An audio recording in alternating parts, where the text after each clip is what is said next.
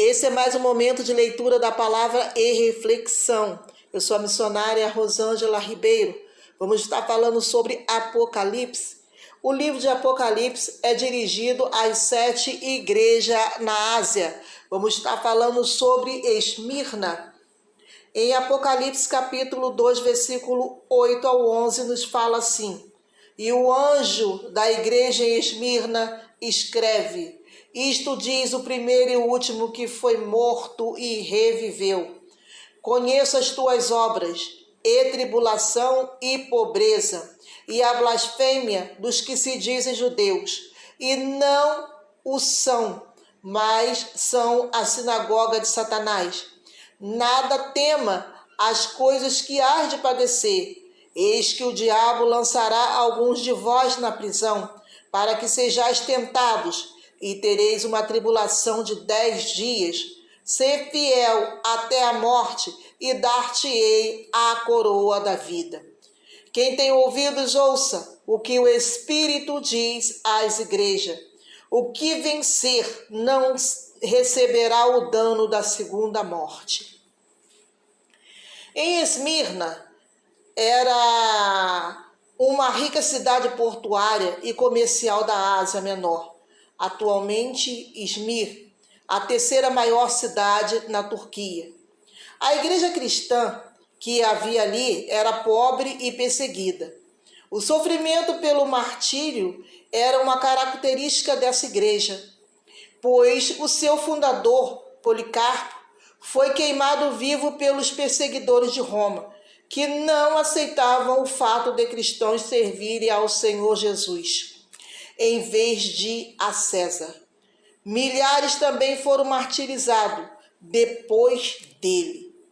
A vida e a liberdade foram oferecidas ao ancião Policarpo, se tão somente ele amaldiçoasse o Senhor Jesus. Mas ele respondeu: há 86 anos sirvo ao Senhor, e ele só tem feito o bem. Como poderia eu agora amaldiçoá-lo, sendo ele o meu Senhor e Salvador? A perseguição aos cristãos continuou ao longo dos séculos. Centenas de milhares, e alguns estimam até milhões, foram mortos na Europa durante a Santa Inquisição entre os séculos 13 e 19. A morte por tortura dos que não odiaram a Igreja de Roma foi oficialmente abolida no século XIX. Mas as perseguições à fé evangélica continuam das formas mais sorrateiras até os dias de hoje. Em 2 Timóteo capítulo 3, versículo 12, fala assim: E também todos os que piamente querem viver em Cristo Jesus padecerão perseguições. Quem se propõe a seguir verdadeiramente a fé cristã tem de saber, ela ameaça os poderes deste mundo que não aceitam nem se sujeitam ao Senhor Jesus.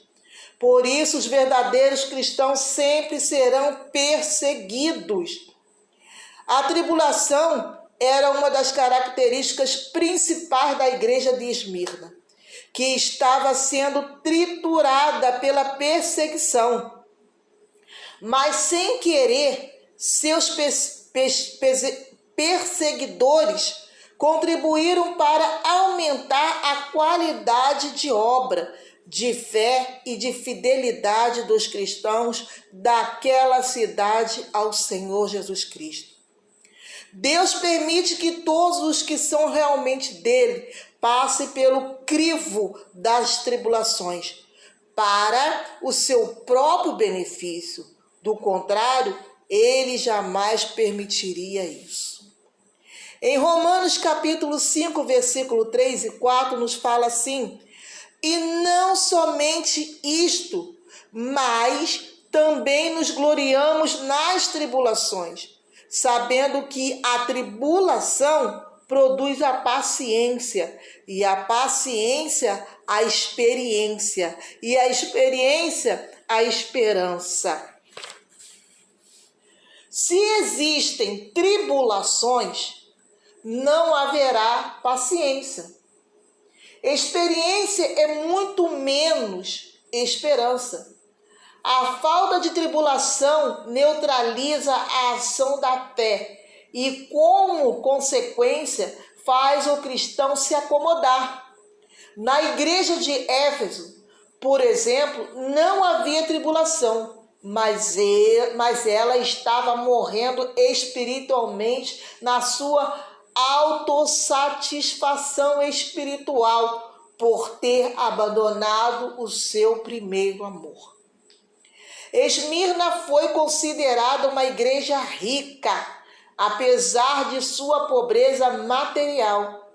A sede por bens materiais tem sido um verdadeiro laço diabólico para os cristãos desavisados, pois se agarrar às riquezas materiais tem sempre a pobreza espiritual como consequência.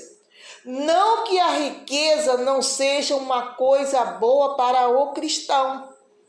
O que estamos falando é que nada, principalmente a riqueza, deve interferir no seu relacionamento com Deus. Temos ainda mais algumas lições importantes do que o Senhor Jesus disse para a igreja em Esmirna.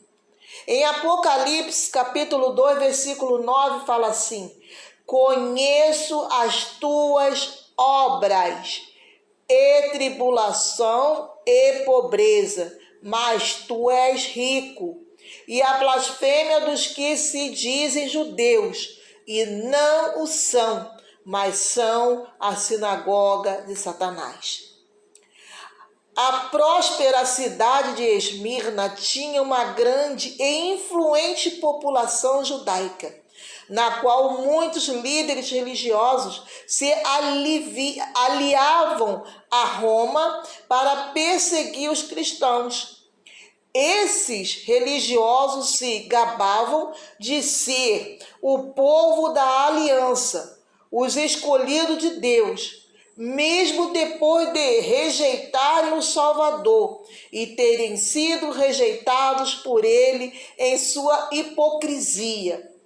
Por isso, Jesus se refere a esses falsos como sinagoga de Satanás.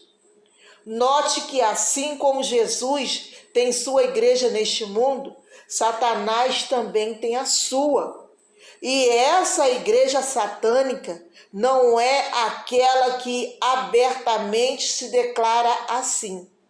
As principais igrejas satânicas são aquelas dos que se dizem escolhidos de Deus e não o são. São igrejas que têm a aparência de cristã, mas na verdade perseguem o verdadeiro cristão e promovem doutrina que desviam as pessoas da mensagem pura do verdadeiro evangelho. Satanás promove seus interesses, envergonha o evangelho diante da sociedade e da causa para o mundo debochar da igreja do Senhor Jesus, que é apresentada de forma caricata. O Senhor Jesus diz ao anjo de Esmirna que está ciente dessa blasfêmia. Com certeza, tal blasfemadores não ficarão impunes. Apocalipse capítulo 2, versículo 10. Nada temas das coisas que há de padecer. Eis que o diabo lançará algum de vós na prisão, para que sejais tentados, e tereis uma tribulação de 10 dias. Sê fiel até a morte, e dar-te-ei a coroa da vida. Temos de ser destemidos no meio das perseguições e aflições, tirar forças das fraquezas. As tribulações vêm para nos provar, mas toda prova tem um vencedor. O Senhor Jesus dá um alerta sobre uma tribulação de 10 dias, que provavelmente se referia a um período de intensa perseguição que estava por vir. Temos de estar preparados para esse período. Como cristãos, sabemos que a perseguição contra a nossa fé é constante, mas sempre haverá um momento de pico, quando os inimigos da fé se levantarão com toda a força para tentar nos aniquilar. Permanecemos firmes, sabendo que esse período irá passar. Quem passar pela prova, sendo fiel até a morte, sairá vencedor e receberá do Senhor Jesus a coroa da vida. Oh, glória! Em Apocalipse capítulo 2, versículo 11, diz assim: quem tem ouvidos, ouça o que o Espírito diz às igrejas. O que vencer não receberá o dano da segunda morte.